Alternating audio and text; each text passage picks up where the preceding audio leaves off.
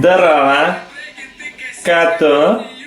Kaip kas? Sieras peršakas. Ką tu, ką savaitgalį, ką, kaip, už ką? Nu. Žiūrėk, šitą prekių tokių gavau, nu kaip gavau, žinai, radau, nu kaip radau, nu nedaug fūra iš kinų, žinai, tai šitą galvoju padaryti kokią internetinę parduotuvikę, žinai, kad greičiau išeitų viskas. Nu, pop ir viskas. Tai susitvarkysim tos popierius, normaliai viskas, žinai. Tai va, galvoju, žinai, kas čia galėtų, gal kažką, žinai, kažkaip. Ai, tie daro? Čia grafika, ne, kur darys puslapį, filmuką, kur darė, nu, kaip tau paėmė mašinikas, aš sakau.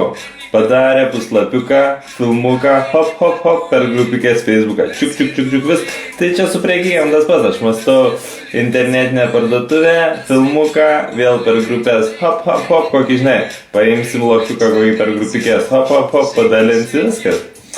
Nu, tai viskas tada, dabro, tom kartu, aš tada iškart, va, einu Facebooką jų ir Graphic Decision, einu į Facebooką, einu į puslapiuką, ten normalus bachuriukai, brūkšteliu ir manau irgi, sakau, pasidarysiu internetinę parduotuvikę, kokį filmuką kabinantį, hop, patį, žinai, patį maker, hop, patį maker, davai, kol kas, davai, strėga, davai.